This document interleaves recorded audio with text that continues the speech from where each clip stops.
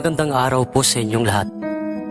Mga mahal naming kamundo, pakinggan po natin ngayon ang pagpapatuloy ng ating kwentong ating pinamagatang Ang Panabong ni Kulas, ang itim na panabong. Dito lamang sa ating mumunting channel na ito, Mundo ng Misteryo at Kababalaghan.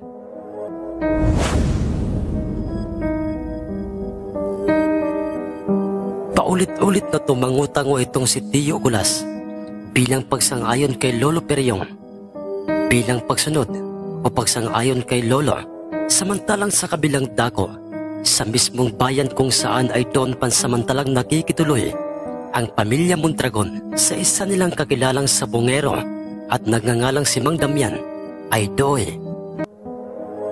Kaibigang Damian, anong balita mo?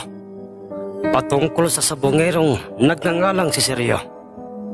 O ang ibig kong sabihin ay, anong masasabi mo sa kanya bilang isang kilalang sabongero? Ang nuwi seryosong pagkakatanong ni Mang Socorro Mondragon sa kanyang kaibigan o sa kanyang kaharap na si Mang Damian, sumagot naman ito sa kanya at sinabi nitong, Ang totoo niyan, Socorro, ngayon lang siya nakilala bilang isang sikat na sabongero sa bayang ito. Sumingit kagad ng salita itong kapatid ni Mang Socorro na nagngangalang si Mang Victorio at sinabi nitong, Ngayon lang ka mo, kaibigang Damian. Bakit ito paanong nangyaring ngayon lang siya sumikat bilang isang sabongero? Ano bang ibig mong sabihin?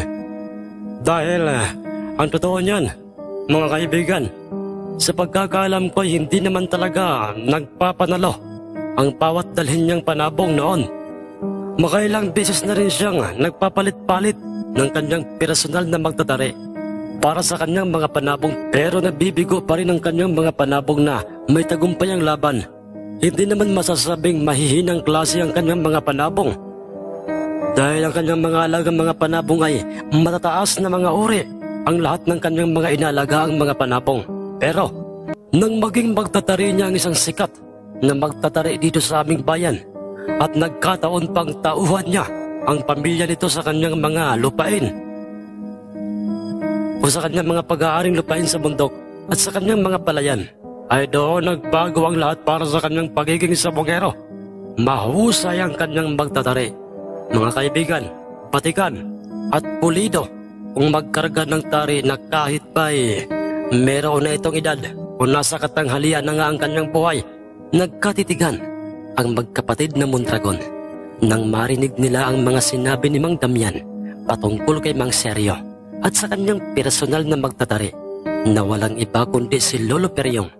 Ganoon ba, kaibigang Damian? Pero ewan ko lang kung may magkagawa ang kanyang personal na magtatari. Sa oras na isa sa aming mga panabong ni Victorio ang makasagupa ng kanyang tatariang panabong.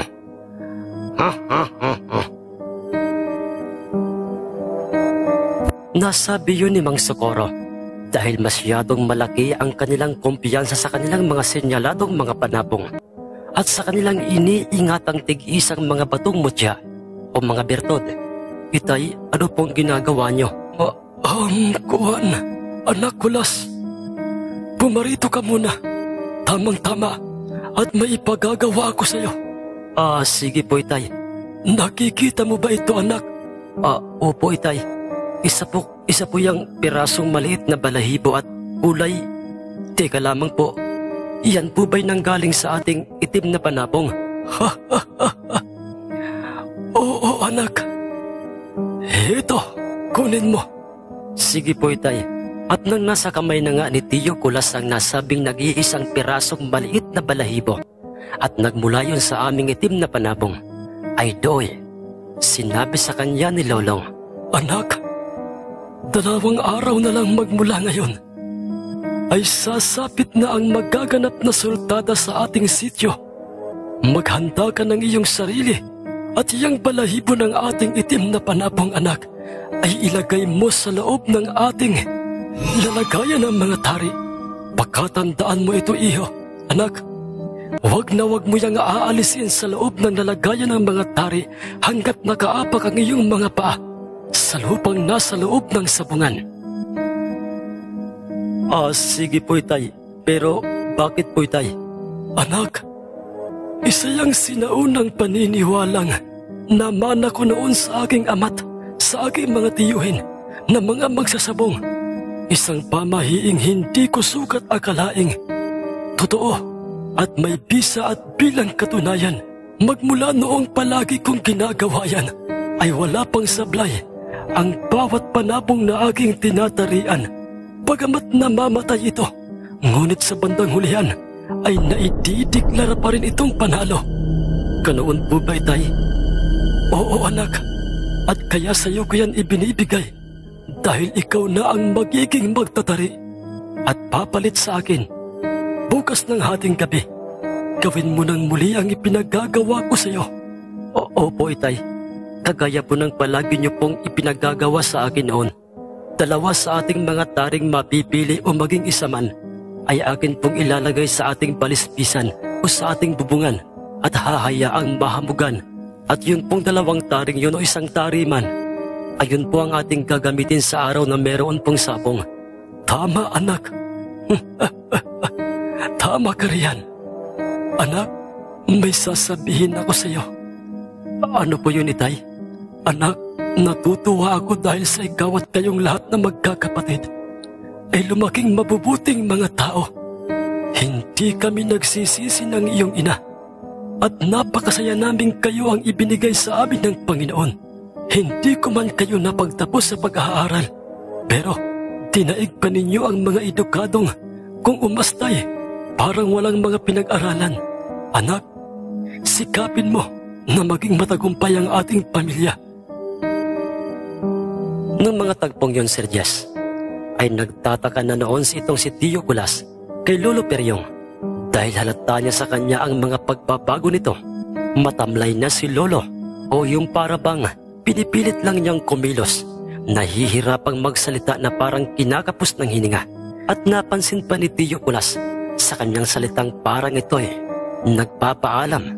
Kung kaya't, teka lamang po, Itay, bakit po sa punto ng pananalita niyo para bang kayo'y nagpapaalam na? Itay, masama po ba ang inyong pakiramdam? Ang mayroong pag-aalala, tanong ni Tio Kulas kay Lolo.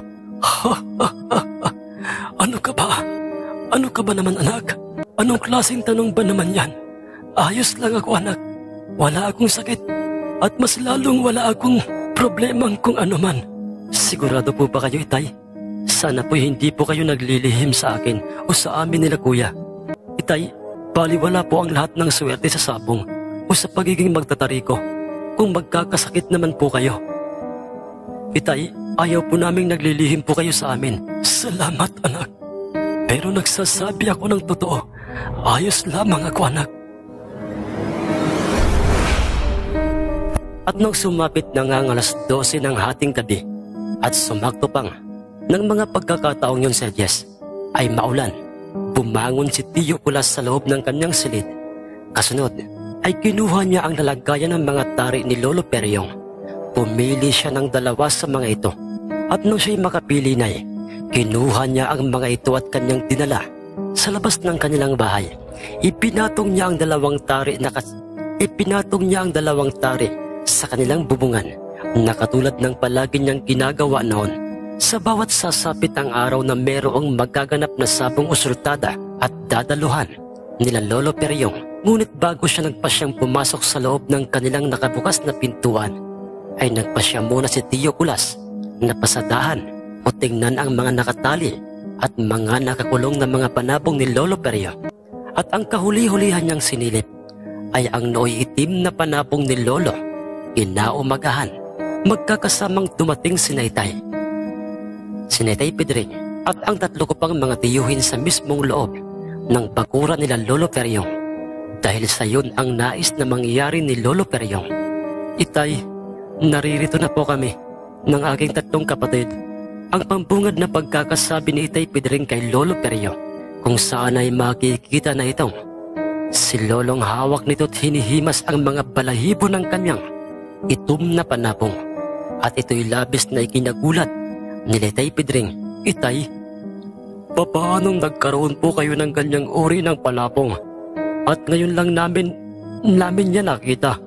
Ang gulat na pagkakasabi ni Tay Pedring, kung saan ay katulad niya nabanaag rin nila Tiyo Kulas at Lolo Perio ang pagtataka sa mga itsura sa akin pang tatlong mga tiyuhin. Mga anak, gusto ko kayong isama sa magaganap na sultada sa ating sityo dahil naririto na sa ating bayan ang pamilya Mondragon. Ang mga sabongerong angkan o lahi ni Melchor Mondragon. Pamilya Mondragon, Itay, hindi po ba't sila yung lahi ng dati niyong matalik na kaibigan noon na si Mang Melchor?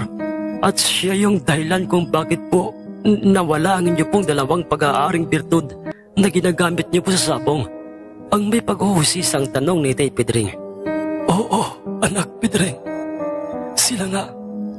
At nasisiguro kong naririto na sila ngayon sa ating baryo.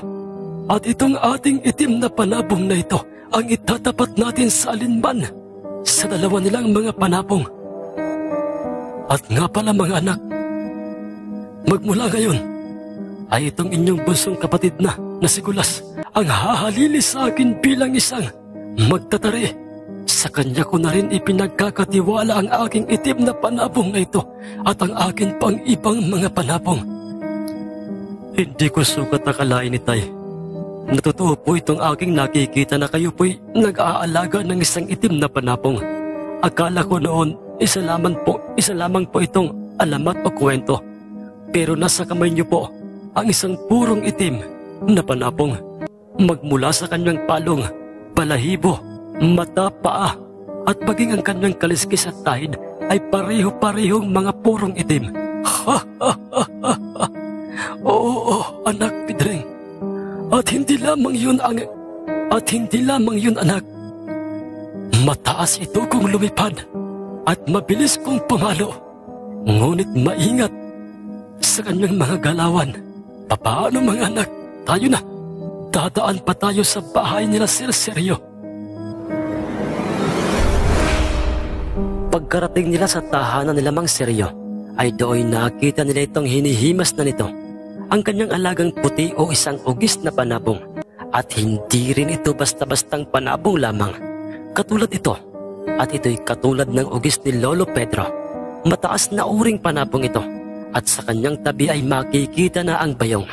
Nagtaka si Mang Seryo nang kanyang makita si na Lolo Perio dahil hindi niya inaasahang magdadala pala ng panabong sina Lolo at kasama pa nila Lolo Perio at Tiyo Kulas sina Itay Pedring. Magandang umaga po, Tatang Perio.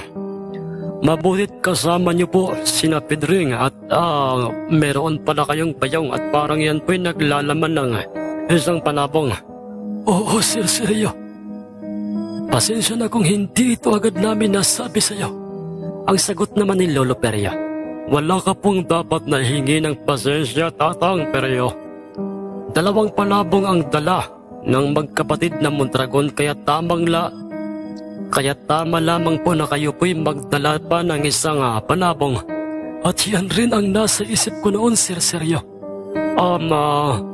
Tatang Perio, maaari ko bang makita kung anong klaseng panabong ba iyang dala mong panabong? Sige po, Sir Seryo. Anak, Kulas, Itay, bakit po? Dalhin mo kay Sir Seryo yung bayong at ilabas mo ang ating dalang magdirigmang panabong. Sige po, Itay. Marahang naglakad pa palapit sa harapan ng nooy nakatayong si Mang Seryo, si Tiyo Kulas. At nang mailabas niya ang naturang itim na panabong at yun ay lumantad sa harapan ni Mang Seryo ay doy. Totoo ba itong nakikita ko, Tatang Peryong? Isang mataas na uring panabong, itim na panabong. Papaano ka nagkaroon ng gantong panabong? Ang buong akala ko'y isa lamang itong alamat o isang kwento.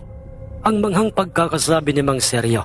Hindi kwento at mas lalong hindi isang alamat lamang ang tungkol sa itim na panabong, Sir Seryo.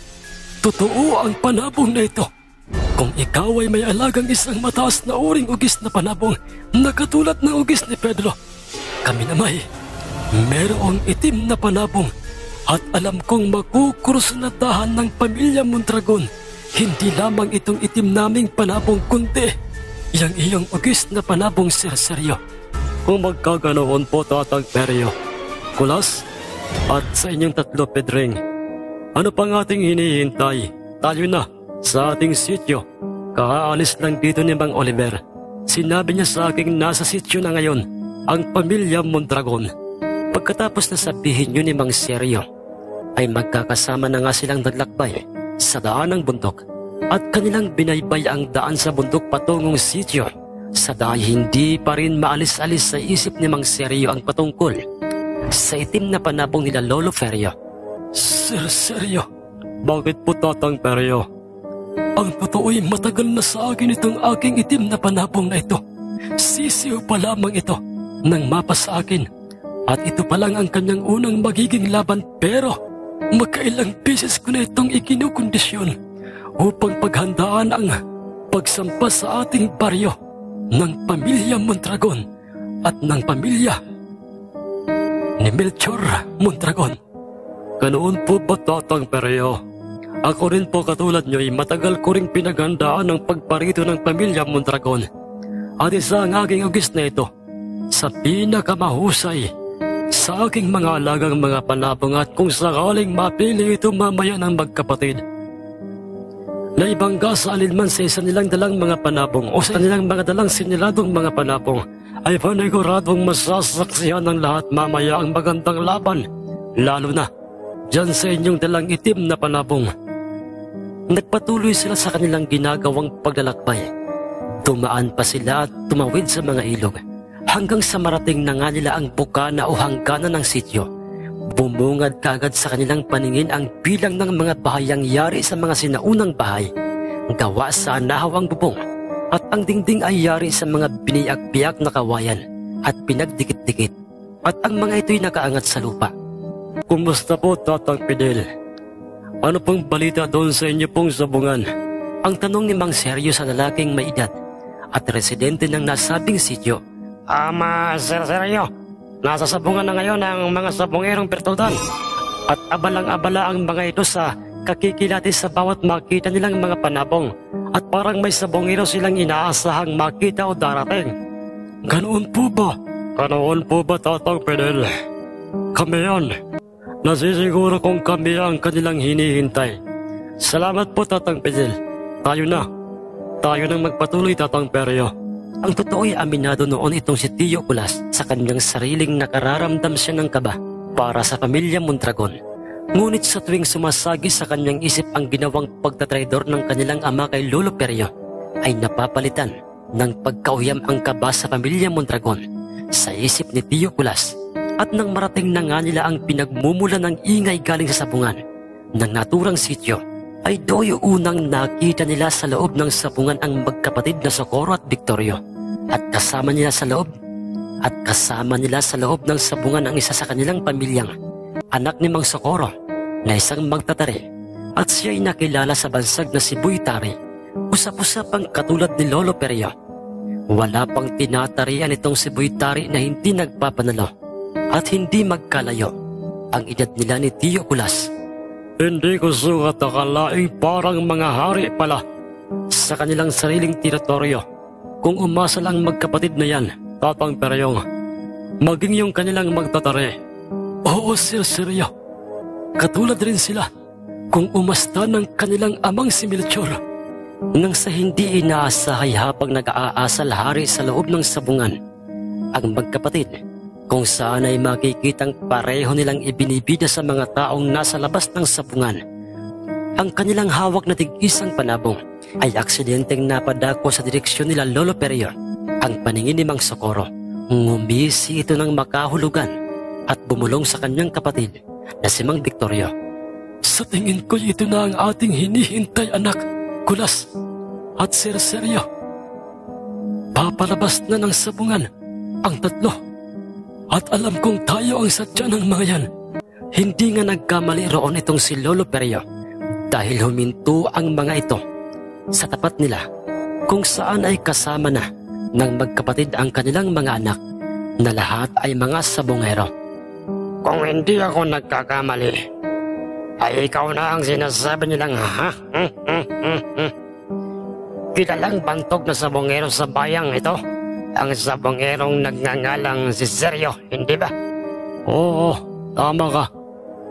At kung hindi rin ako nagkakamali ng aking iniisip ay ikaw si Socorro Mondragon. At itong nasa tabi mo ay ang iyong kapatid na si Victorio. At kayong lahat ang mga tinaguriang mga sabongerong birtutan sa probinsya ng Sorsogon. Tama ba ako? Well, tama ka. Kami nga. At ito bang binatang ito na halos ay kaedaanan lamang nitong aking anak na si Boy ay ang iyong pantog na magkatari? Oo, Socorro. At siya'y anak nitong si Tatang Peryong. Oh, ikaw si Tatang Peryong ang... Oo, Socorro. Ako nga. Iyo, kumusta na kayo? Matagal na panahon kong hinintay na muli tayong magkakaharap-harap at nataon pang dito mismo sa isang sityo na nasasakupan ng aming baryo. Di ka lamang po, Tatang Peryong. Papaanong magkakilala kayo ng ang nooy gulat at nagtatakang sabi ni Mang Seryo.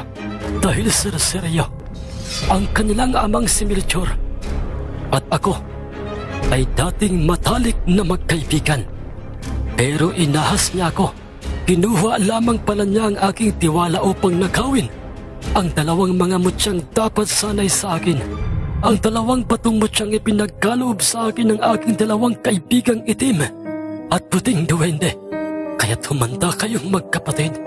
Ha? Anong ibig mo sabihin? Dahil pagkatapos ng laban itong aming itim na panabong at ng ugis na panabong na Seryo, ay papawiin namin ang bagay na dapat na sana ay sa amin. Nagpapatawa ka ba, Tantang Peryo? Paano kung hindi namin ito ibigay sa iyo? Anong gagawin nyo? Pipirsahin mo kami?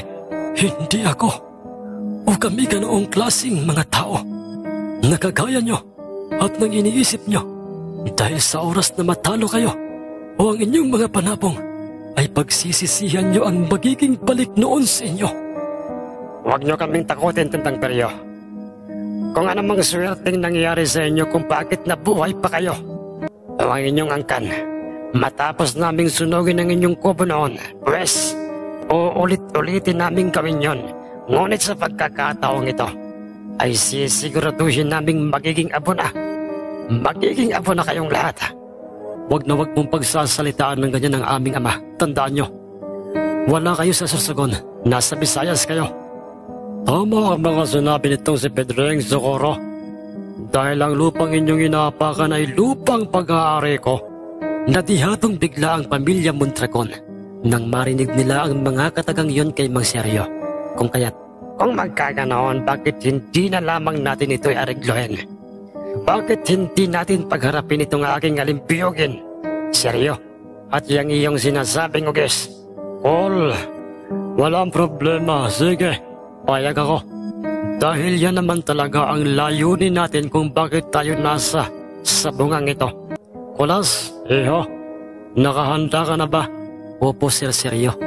Kanina pa po.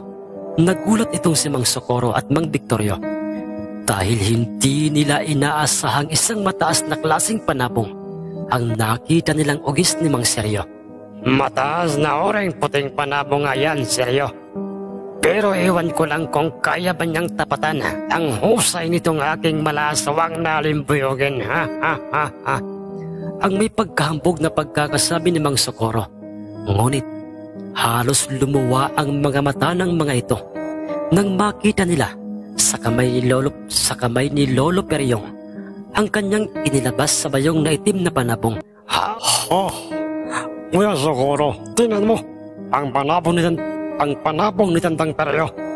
Ang nuoy manghang sambit ni Mang Victorio. Animal, Victorio. Mukhang masyado nilang pinaghandaan ang labang ito. Paano nagkaroon ng itom na panabong ang matandang yan? Huwag kang magpapahalata, boy. Tayo na, sa loob ng sabungan. Sige, Papa. Naunang pumasok sa loob ng sabungan si Boy Tari at si Mang Socorro. Dala ang kanyang sinyaladong alimbuyugin. Sumunod naman kagad sa kanila si Tio Kulas at si Mang Seryo. Ganyan nga, matakot kayo. Hindi pa man nagsisimula ang pagpaka ng mga panabong nyo, ay nakikita ko nang tapos na ang laban. Ang nooy pabulong na pagkakasabi ni Lolo Perio sa kanyang sarili. At nang pareho na ngang makikitang nasa loob na ng sabungan sina Tio Kulas at sina Mang Socorro, ay otomatiko namang ipinag-utos ng sentensyador ng sabungan sa kanilang lagyan na kaagad ng tari ang paanan ng dalawang mga panabong. Dumipat hinalikan pa ni Boy Tari ang talim ng kanyang pag-aaring tari na ikakarga niya sa kaliwang paanan ng nooy wala aswang na alimbuyuging panabong. Samantalang makikitang nakangisi si Mang Socorro na kanyang ama, ngunit si Tio Kulas ay kanya namang idinampi sa balahibo ng aming itim na panabong na nasa loob ng kanyang lalagayan ng mga tari. Ang isang taring kanyang pinahamugan sa kanilang bubungan. Nasaksihan ng lahat sa kung papaanong napaiktad bigla ang ugis na nooy hawak ni Mang Seryo. Nung sumayad na nga ang tari sa kanyang kaliwang paanan. Huwag ka nang kabahan, Iho. Kulas, tandaan mo ito. Manalo o matalo man tayo ay walang magbabago sa trato ko sa inyong pamilya. Salamat po, Mang Seryo. Pero teka lang. Bakit po, Mang Seryo? Kulas, bakit nang matapos mong may karga ang tari sa paanan nitong aking ugis ay parang bigla na lamang itong gumaan? Huwag po kayong magpapahalata, Mang Seryo. Yan po ang sekreto ni Itay. Sabi niya, pag gumaan ang panabong sa oras na ito'y kargahan ng tari, ay mayroong posibilidad na tayo po ay mananalo. Kanoon ba, Kulas? Sige, salamat. Pagkatapos no'y pinagharap na ng sentensyador si Mang Seryo at Mang Socorro sa gitnang bahagi ng nooy maingay ng sabungan. Seryo, tandaan mo ito. Oo, tayo lamang kami sa sityong ito o sa barayong ito. Pero hindi itong aking alimbuyoging panabong, tandaan mo yan. Saka ka na magyabang, Socorro. Pagkatapos na ng laban, pinagharap kagad nila o pinareho ang dalawang mga panabong. At pagkatapos na gumanti ng mga pagtuka ng mga ito, sa bawat isa ay magkasabay na nga nila itong tinanggalan ng mga kaluban ng mga tari at binitawan sa gitnang bahagi ng sabungan. Tumayong brusko at nakakatakot kong titingnan ang nasabing malaaswang na alimbuyugin. Ngunit ang ugis ni Mang Seryo'y biglang tumagilid ng pakaliwa sa alimbuyuging panabong. Parehong hindi gumagalaw ang mga ito. Ngunit matyaga nilang pinakikiramdaman ang kilos ng bawat isa. At ang kanina'y maingay na paligid ng sabungay ay bigla na lamang napalitan ng nakabibinging katahimikan, kung saan ay tanging huni lamang ng mga ibon ang maririnig.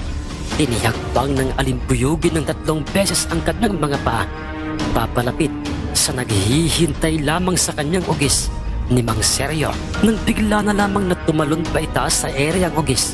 Napakataas ng lipad nito. Sinundan naman kaagad ito ng alimbuyuging panabong at doon nagpang-abot ang dalawa. Ngunit ang mga pagpalo na iginawad ng alimbuyugin sa ugis ay lahat ng mga yun ay daples. Pagbagsak ng dalawang panabong sa sahig ng sabungan ay naunang pumalo ang ugis sa alimbuyugin. Napakabilis pumilos ng ugis sa Reyes at para pang hindi kaagad yun napaghandaan ng alimbuyugin. Isang pagpalo lamang ng ugis sa alimbuyugin ay katakatakang lumaylay kaagad ang kanyang mga bituka sa sahig ng sabungan. Muli itong pinalo ng ugis at hindi magawa-gawang gumanti ng alimbuyugin dahil tiyamak na napakabilis kumilos ng ugis na panabong. Huminto lamang ang ugis na panabong ng pagpalo sa alimbuyugin nang ito'y hindi na gumagalaw pa. Pus na ang laban. Panalo ang ugis ni Seryo. Ang mahinang sabi ni Lolo Peryong habang si Itay at ang aking 3 pang mga tiyuhin ay nagdiriwang na, at nang sinuri ng sentensyador ang hindi na gumagalaw at duguang alimbuyuging panabong ay tudas na ito na walang palya ang pag-aagos ng dugo sa mga tinamo nitong mga tusok ng tari galing sa tari ng ugis na panabong ni Mang Seryo sa iba't ibang parte ng kanyang katawan. Tantad ito ng tusok ng tari. Hoy, paano nangyari ito? Ang pawisan ang noong pagkakatanong ni Mang Socorro sa kanyang anak na magtatari. Hindi ko rin po alam, Papa. Ang totoo ay ako may nagulat at nalilito rin. Huwag mong sabihin na walang bisa sa lugar na ito. Ang ating mga bertod sa sabong. At nadaig ka bilang magtatari ng anak ni Tandang Peryo. Alam mo, boy, gusto ko mang papaniwalain.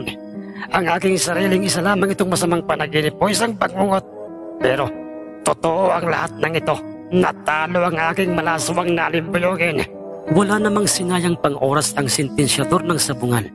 Idiniklara na nga nitong panalo ang ugis ni Mang Seryong ni isang tusok o kudlit ng talim ng tari galing sa alimbuyuging panabong ay wala man lang itong tinamo. Nakakahiya ito. Dahil na isang tama ng tari sa ugis ay hindi man lang nagawa ng aking alimbuyugin. Oh, shit! Paano ba yan, Socorro? Natalo ang inyong alimbuyugin itong aking ugis. Ang nooy seryosong tanong ni Mang Seryo sa Magamang Mondragon. Oy, Seryo, hindi pa tapos ng laban. May isa pa kaming panabong. Ang sinyaladong kasilihing itim ng aking kapatid na si Victorio. Tandaan nyo ito. Sisikapin naming mananalo ang aming sinyaladong kasilihin. Anak, boy. Papa, bakit po? Paparitohin mo muna si Uncle Victorio mo. At ang matandang si Peryo, sabihin mo tariya na kaagad nila ang kanilang mga panabong ngayon din. Sige po, Papa. Ha? Anong nangyari sa'yo, Socorro? Ba't parang ikaw na ngayon ang namamahala ng sabungan? Pero, sige lang, walang pipigil sa'yo. Dahil pabor yun sa amin. Adios, Socorro. Lalabas na kaming sabungan. Doon na lang kita. Doon na lamang kita hihintayin. Ha.